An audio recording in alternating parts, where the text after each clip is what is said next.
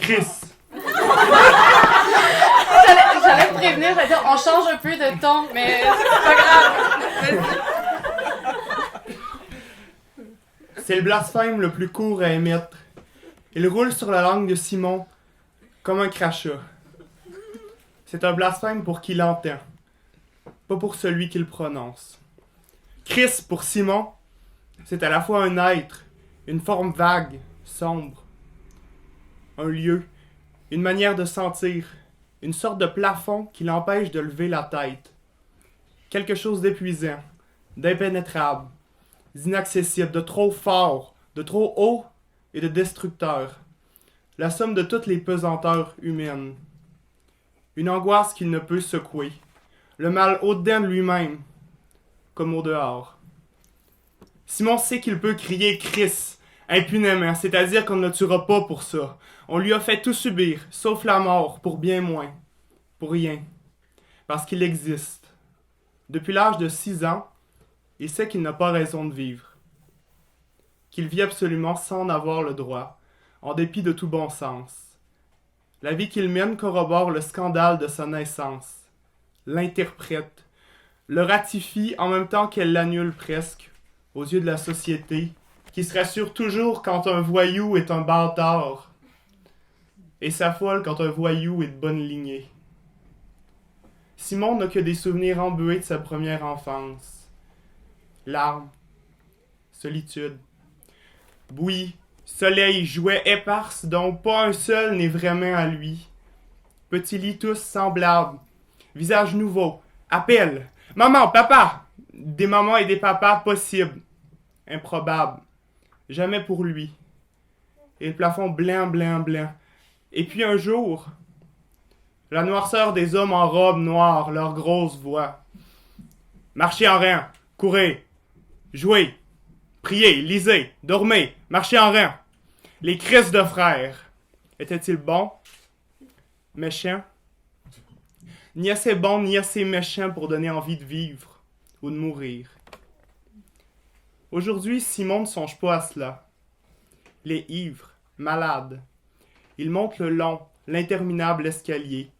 Ses pieds glissent sur le linoléum usé qu'il recouvre.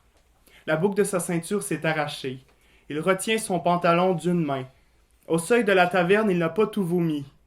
Il sent qu'il doit rendre encore des comptes.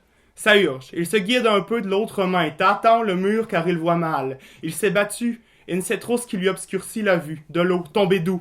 De la sueur ou du sang. Un bruit de soufflette forge lui emplit les oreilles. C'est son propre souffle. Il respire la bouche ouverte. Il râle plutôt. Ferme ta gueule! Mais Simon ne s'obéit pas. Il se pousse à monter l'escalier. Une marche, une autre marche. Vite en haut, la chambre. Non, avant tout d'abord les cabinets. Vite! Le voici au palier. La porte est ouverte. Il entre, pivote, va vers le cagibi, s'agenouille et, les mains agrippées à la cuvette puante, vomit, encore, et encore, et encore. C'est comme si le monde prenait fin. Il n'y avait qu'une signification à la vie. Vomir. Rien d'autre n'avait de réalité, de sens. Lui, qu'est-ce que lui? Peut-être qu'un jour quelqu'un, quelque part, consentira à l'entendre et à lui expliquer. Ce sera un homme, un vieillard propre avec des yeux de chat.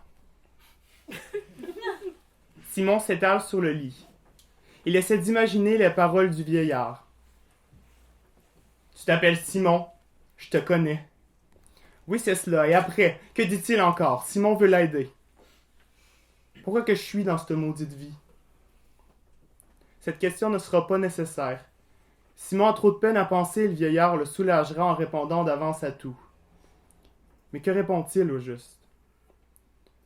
Boire, se débattre, être battu, voler, se sauver, être pris, enfermé, être jeté dehors, vomir, sacré, faire l'animal avec d'autres animaux comme lui, s'écœurer.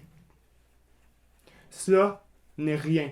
Le pire, ce qui n'est pas endurable, c'est d'écœurer les autres. Je suis écœurant depuis l'âge de 6 ans, monsieur, dira Simon au vieillard. Bien entendu, mon ami, mais avant, à l'orphelinat, à la crèche. Je suis écœurant de naissance, moi, monsieur.